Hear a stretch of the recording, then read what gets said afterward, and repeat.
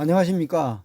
오늘은 제가 이전에 영상을 만들다가 중단한 게 있습니다. 제 아이디가 민법 읽기로 되어 있죠. 민법을 한번 읽어보자는 겁니다. 아, 민법을 읽는데 여러 가지 방식이 있을 수가 있는데, 제가 전에 하다가 중단한 것은 대학 교재 교과서를 초안을 만들어서 해설하는 방법이었습니다. 이게 시간이 너무 많이 걸리고 바빠서 제가 못할 수밖에 없었습니다. 그리고 또 공인중개사 기출문제를 풀다가 역시 그만뒀는데요. 역시 마찬가지입니다. 시간이 너무 많이 걸립니다. 그래서 다른 방법을 좀 생각해 보러 왔습니다. 다른 방법은요, 대학 교재를 카메라를 비춰가지고 그 녹화하면서 교재를 노출시키는 방법입니다. 이 방법을 위해서 출판사에 물어보니까 저작권 때문에 안 된다고 합니다. 그래서 또 이거를 못하고 있다가 지금 아주 좋은 방법을 생각해 냈습니다. 컴퓨터 화면에 모니터에 이제 이거를 관련 자료를 다 띄우고 나서 이거를 그 칠판 프로그램에서 밑줄도 치고 하면서 동시에 녹화하는 그런 방식입니다. 지금 이 화면에 보이시는 것이 OBS라는 스튜디오라는 녹화 프로그램이고요. 화면 녹화 프로그램입니다. 그리고 오픈보드라고 있습니다. 인터넷 화면을 직접 띄웁니다. 국가법령정보센터에 들어가서요. 민법을 띄워놓고 하려고 합니다. 민법을 이렇게 컴퓨터 화면에 띄우고요. 민법을 직접 읽으려고 합니다. 민법 조문이 이렇게 쭉 나옵니다. 민법 조문이 나오면은 민법을 읽을 수가 있습니다.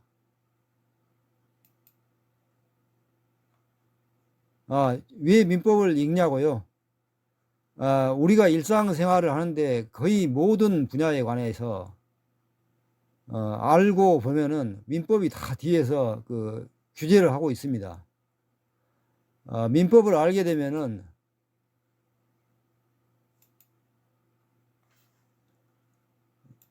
우리 일상생활이 어떻게 돌아가는가 다 이게 사전에 알 수가 있습니다. 그래서 민법 조문을 한번 전체적으로 다 읽어볼 필요가 있습니다. 내가 지금 하고 있는 행동이 어디에 어떤 것에 해당되는가, 만약에 문제가 생길 것인가 안 생길 것인가, 내가 이로 인하여 손해를 보는 것은 아닌가, 또는 내가 부당한 행위를 한 것은 아닌가, 이러한 것들을 우리가 일상생활에서 적용되는 민법을 알게 되면은 어느 정도 예측이 가능합니다. 그러니까 이게 쓸데없이 하지 말아야 할 일을 한다거나 할 일을 또 안 한다거나 그런 일이 없게 됩니다. 그러면은 우리가 법률 자문을 구해야 할 때는 꼭 구해야 하겠지만은 사전적으로 어느 정도 예방을 할 수가 있다는 겁니다. 손해를 극히 봐서는 안 되고, 또는 내가 부당하게 이득을 받아서도 안 되겠죠. 나중에 부당하게 이득 보면은 피해를 본 사람이 나중에 나한테 소송을 할 것이고, 또 내가 부당하게 손해를 봤다면은 내가 또 소송을 해야 할 경우가 있겠죠. 그런데 그런 경우를 막기 위하여 사전에 민법을 내용을 내가 어느 정도만 알고 있으면은 이거는 이런데 적용되는구나. 그래서 나는 이렇게 해야겠구나. 이런 판단을 할 수가 있습니다. 그래서 민법을 한번 전체적으로 다 한번 읽어보는 게 좋다고 생각합니다. 물론 민법의 양은 방대하니까 수험생이 아닌 이상은 굉장히 어렵습니다. 법대 4년 다녀도 민법 내용 제대로 알기가 어렵습니다, 사실은. 그렇지만은 조문이라도 어느 정도 파악하고 있으면은 우리가 지금 인터넷 시대니까 검색을 해보면은 바로 내 행동이 문제가 되는가 안 되는가 어느 정도 짐작은 할 수가 있습니다. 물론 중요한 거는 자문을 받아야겠죠. 전문가 자문. 그래서 민법을 한번 읽어보자는 겁니다. 민법을 읽는 데는 민법 조문을 한번 띄워놓고 그 다음에 관련 판례를 한번 읽어보는 겁니다. 지금 제가 시도하는 방법입니다. 이렇게 민법 조문이 보이시죠? 조문 보이고 그 다음에 이 판례를 누르면 판례가 뜹니다. 판례 창이 떴죠. 저는 모니터가 지금 50인치급입니다. 모니터 50인치급이라 4K 모니터 50인치급이라 글씨가 작아도 잘 보이시는데 혹시 PC 컴퓨터를 사용하시는 분이나 핸드폰을 사용하시는 분들은 이 화면이 잘 안 보이실 것 같네요. 글씨가 너무 작아요. 글씨를 키워야 되는데 컴퓨터 사양이 딸리니까 지금 글씨를 못 키우고 있습니다. 글씨 키우면은 이게 버벅대네요. 이게 버벅대는 이유가 있습니다. 제가 컴퓨터가 메모리가 8기가밖에 안 됩니다. 7, 8년 전 사양이죠. 그래서 지금 메인보드가 32기가까지 지금 확장이 됩니다. 그래서 업그레이드를 하려고 지금 다음 주에 하려고 합니다. 컴퓨터가 버벅대는 이유가 있거든요. 지금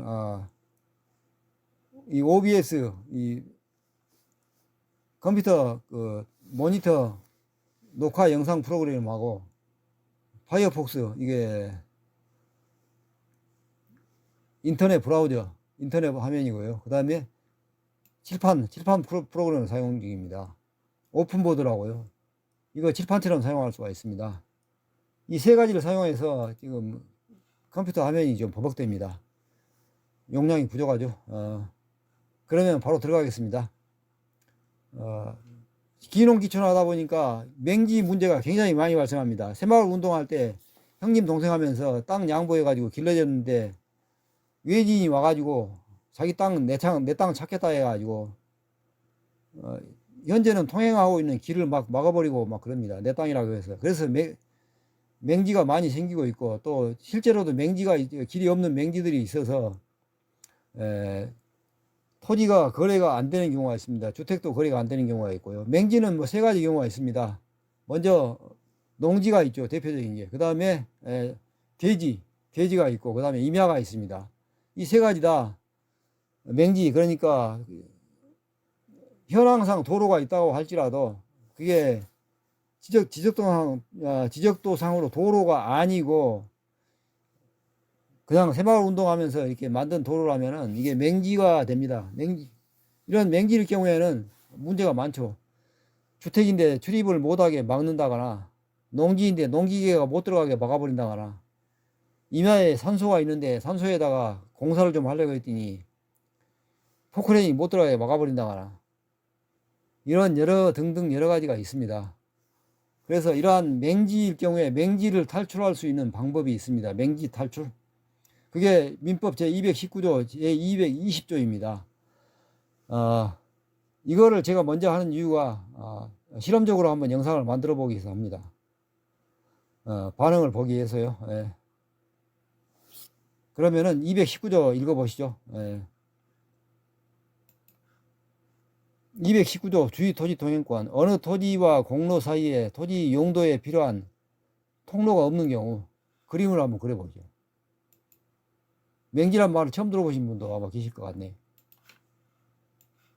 20대에 뭐 부동산에 관심 없으면 알기가 어렵죠. 이렇게 토지가 있는데요. 이 가위로 길이 나 있어요.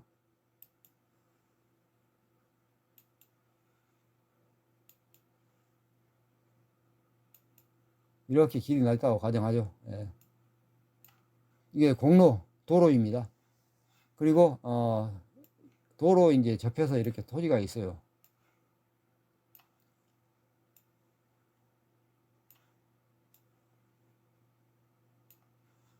그러면은 한 필지, 두 필지, 세 필지, 네 필지, 다섯 필지, 여섯 번째, 일곱, 여덟 번째 필지까지는 다 도로에 접하고 있으니까 맹지가 아니죠. 이게 지금 도로를 접하고 있지 못합니다.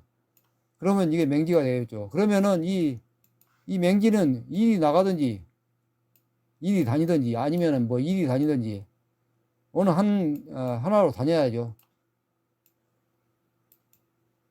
이게 만약에 주택이라면 주택의 용도는 용도에 맞는 이용이라면은 맹지가 이 길로 나가서 뭐 이삿짐을 나른다거나 아니면 일상생활에 뭐 자전거 왔다 갔다 하면서 집에서 살아야죠. 이게 농지라면은 농기계가 들어오든지 아니면 해야죠.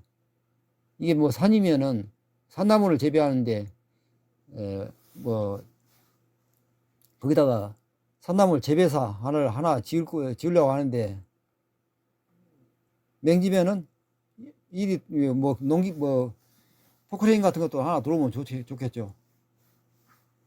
그래서 이런 것이 맹지이고, 이 맹지가 통행을 하거나 통로를 만들어야 한다는 게 바로 219조의 문제입니다.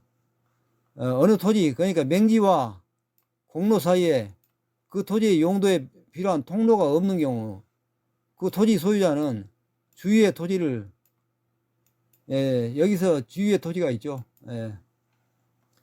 이 주위의 토지를, 다른 말로 판례를 보시면은, 요즘에도 쓰는데요. 위요지라는 말이 나옵니다. 위요지. 이 맹지를 포위하고 있는 토지, 이게 다 이요지죠. 이게 다 이요지.